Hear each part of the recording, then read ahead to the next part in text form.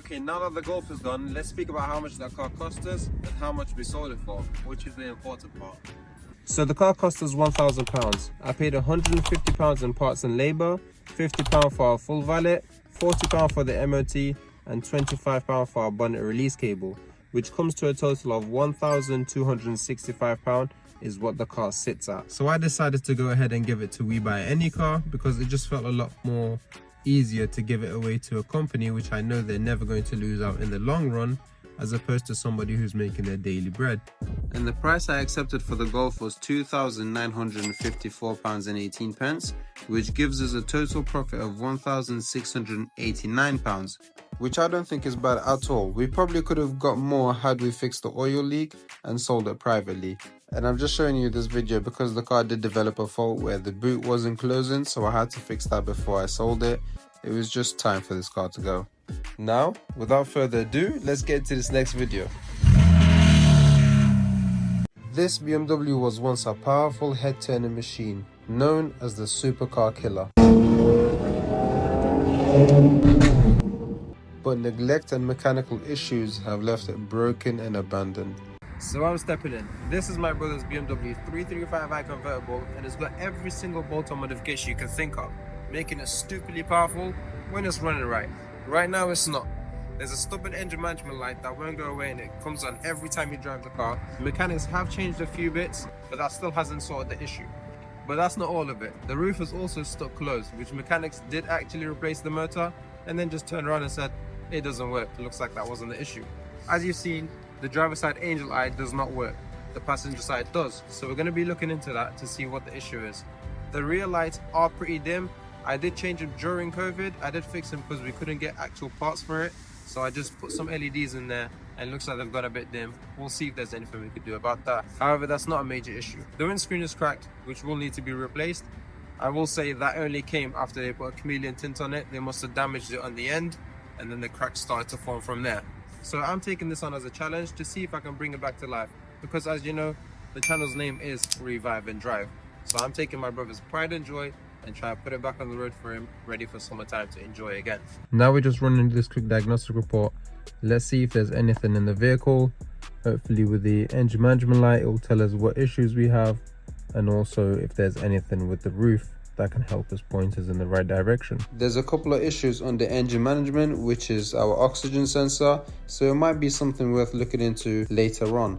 But right now there's nothing for our roof module, and there's a couple of other error messages for the rear indicator and our angel eyes, so let's do that first. We just need to pop this open, which I just find doing this is the simplest way. There you are. Then you have your driver inside here, which is connected to the light that powers the angel eyes. And sometimes these go faulty. We'll see if that's... Oh, there you go. See? Okay. So it looks like it's not the actual light bulb, it's the driver inside it. So what I'm going to do is take this off and see if we can fix it. Let's get it off. And it screws onto the other end. There we go. There we go. Do you want to have a look? And that is our part. Then I took the part into my car and I removed it from its outer metal casing, just so I had the pure circuit board to test on the car to see what was actually at fault. So the angel eyes should be working. If I move this around, yep. Oh, okay, it goes a lot brighter, doesn't it? It looks like a very weak point here, so what I'm going to do is probably snip those two off and just resolder it, and hopefully we'll have a more consistent power flow. Now to get our lights out so we can take them upstairs as well and see what we can do with it. So it just has this plastic piece here that we have to remove. That comes off, and then we have 3 bolts on here. We have 1 bolt, that one's even missing, that one's missing. We need to remove that bolt and also this bolt here, and that's just a number 8. Goes over the head, and then we just remove them.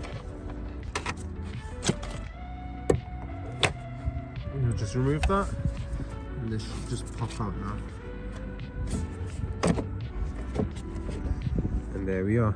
That's the one light off. We're just going to do the same thing with the other side and take them both upstairs. Like I said, I have done this once before and I could already see where I cut it out last time, so it's much easier this time getting it done. And what I actually found out was on the inside, the LEDs, they're connected to a resistor, which I'm just adding now again, and that was wearing thin because of all the heat cycles it'd gone through, and it was getting pretty dim, and all I did was just melt it all back together once it was done.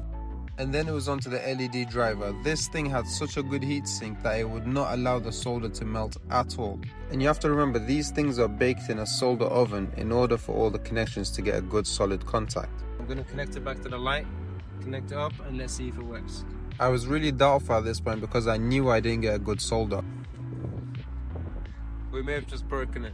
Just as I suspected, we still have the same issue where the wires are not making a good contact with the circuit board. At least we do know it's fixable. But now let's check on the rear lights because I've installed them again, and let's see how they look. This is what it was like before and now. So I wouldn't say they're great, but you can't see them. And what do you use lights for? Nighttime, right? I guess I'm not going to touch it. If my brother wants to replace them and get some new ones, that he can do. Now for the important part. I've read on some forums that the motor has 2 relays, and when one of them fails, the roof fails to open, which I'm not really sure about because the pump was replaced. I'm guessing the garage would have checked the relays first of all, but now I'm going to have to clear out the back, get to the relays and get some new ones, and let's see how that goes. Now that's done, just going to lift this back up, and there we are. That's the pump. And that's the 2 relays that we need. These 2. It's these 2 that we need. And I'm just going to pop them off one by one. Now I'm just going to go and try and see if we can find 2 relays exactly like these. So we have come to Williams BMW Stockport in order to get our relays, and they have both in stock. So we're going to grab both of them. There we are, we've got both our relays. And check this M4 competition out. What a beautiful car. Hopefully in the near future. Now it's the moment of truth. We have our 2 new relays. We're going to replace it just like the form said, and let's see if this fixes our issue. Just want to close this. I'm going to close that so it's safe for the roof to come down. Now that the car's quieting down a little bit, we're going to try it again. Do the same thing again. You see that on latches? It's not getting pulled back. So we've just spent money for no reason. It looks like the forms didn't do it this time. At this point it was back to the drawing board, so I took out my diagnostic, gave it a quick scan to see what faults come up, and it did give us a fault both for relay 1 and relay 2, which was in history, but that was because we removed it. So that didn't do anything for us. I went ahead and cleared everything just to see what comes back up, and nothing came back up for the roof. But check this out. When we do this, it will open everything, but it won't do anything until we give it a nudge. When you give it a good nudge, it goes up. And let's see if it folds away properly. It's not pulling it any more than that. It's funny. If we try to put it back, oh great, we're stuck. We're actually stuck. No! No! We're stuck! Nothing's actually doing anything. Nothing's getting pulled back or pushed forward. So I'm gonna have to close it manually. Let's try and at least pull this back. Come back, Jack! Jack! Come back! If you don't know, that is a Titanic reference. Come back! Come back! So now I'm just trying to press the button and force this part of the roof back, which is the rear window. And I think I'm going to tackle the roof when it's a bit warmer, because right now I'm freezing. Can't even feel my fingers. So at this point I was really mind boggled. What was letting the roof open once I gave it a nudge, and what was stopping it once it got halfway? I was really lost at this point. Finally! That means we can close it. I should be saying finally for opening it, but we can't even open it. I really do wonder what's going on though. Now we'll finish it off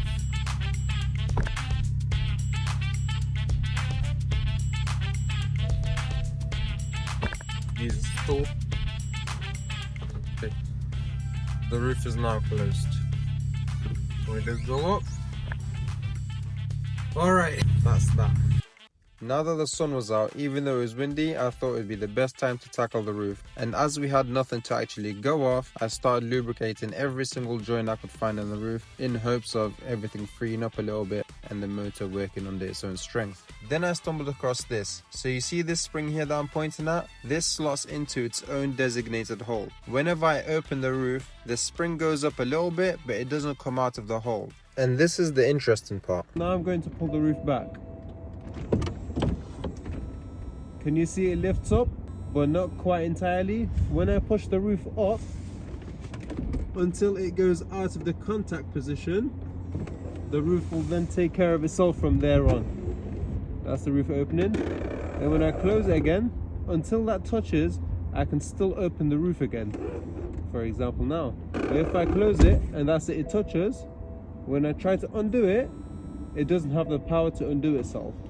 So that tells the motor that the roof is still closed and it won't pull it back until we detach it from here, and then it will let the sensor know that it's open.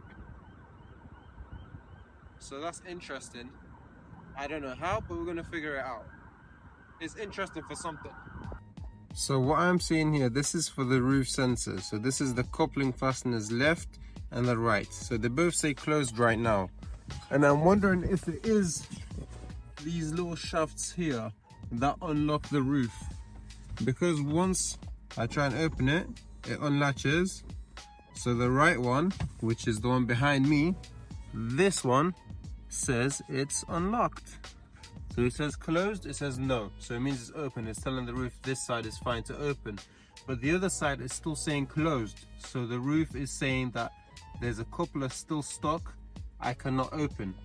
And I'm thinking it's one of these. So the only way I'm going to be able to test it is if I disconnect it, maybe give it no power, and then if anything happens here where it doesn't work anymore, then I know that is the issue. Because right now I actually don't know what a coupling fastener is, so it's literally just finding out what it is at this point. So I'm just gonna have to disconnect some electricals and see how we get on. The first thing is first is try and disconnect the sensor, and then let's see if it gives us a signal on our diagnostics. And this is exactly what we wanted to happen. We've got an error code for a coupling fastener, which means we're onto the right part, and it's just the left one that's faulty. Now that we've connected it back up, it's disappeared from our codes list. Okay guys, so I think I'm onto something, and I might have just figured something out. Check this. And this is the spring to keep an eye on. It has a little flap that comes up and down, and that's what actually the sensor reads. So now I'm closing the roof. You should see that switch go up. Now when I put it back down, that switch will go off, right? And that's the switch that we need. So if you see here right now, currently, the right one is open, so it says closed, no. The left one is closed, yes. Let's go and flip that switch and let's see what happens here. As you can see, this side is open. If I put it down, there, now it's closed here, and that should correspond on our display here. So first of all, I don't want to get too excited and try and open the roof. I'm going to fix that switch so every time we put the roof up and down, it works without an issue. This is step number one. We need to fix it first before we carry on any other work with the roof. And this is the sensor switch. So this is what goes on and it closes it. After spraying so much lubrication, it was still the exact same. So what I figured out, this was way too close to the body. So it doesn't matter how much lubrication we put inside this little gap, the gap was just too small and there's too much friction.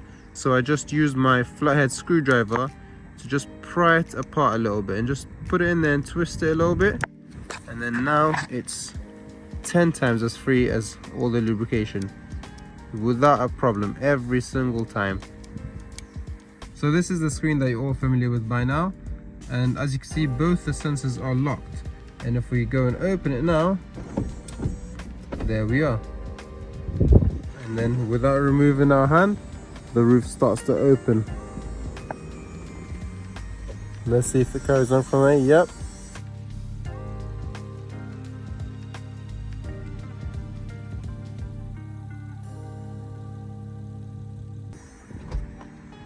Lovely stuff. There's no flashing red light. And let's go ahead and close it. Yes, I cannot tell you how happy I was at this point. Just seeing the roof going up and down is such a beautiful thing on this car. After all, it is the essence of the E93, and it just wouldn't be one without it. So BMW recommend using a 3-in-1 oil in order to lubricate all of the joints and all of the moving parts in the roof. And that's what we've got here, 3-in-1 oil. There's just something about the roof coming up and down that is so satisfying, especially that it hasn't been open in a couple of years. And now what I'm going to do is oil all of the joints in the second part of the roof before all the job done.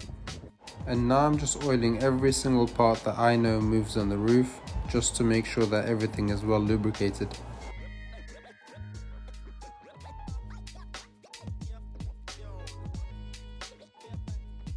Now there's one last thing I want to do before we go ahead and close this roof and call the job done.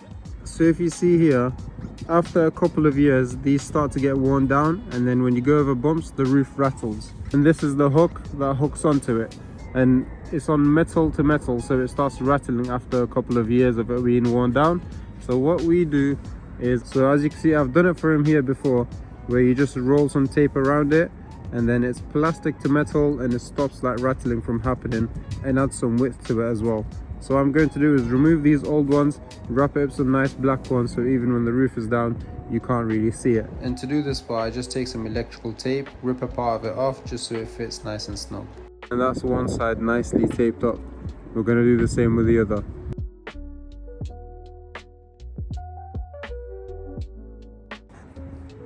And that's this side nicely done as well. And now it's time to get the car looking semi-decent again. So I'm tackling the rear indicator bulb that we had an issue for earlier, and I can see that the bulb is actually intact. You might be able to see the filament, it's not broken at all, which leads me to believe that the contacts are not sitting right. And upon further inspection, you can see that there's rust here, and also on the light housing where the bulb twists into it. And I just took a screwdriver, simply scratched off all the rust there, just so that there is bare metal getting into contact and completing the circuit. And now it was simply time to test it.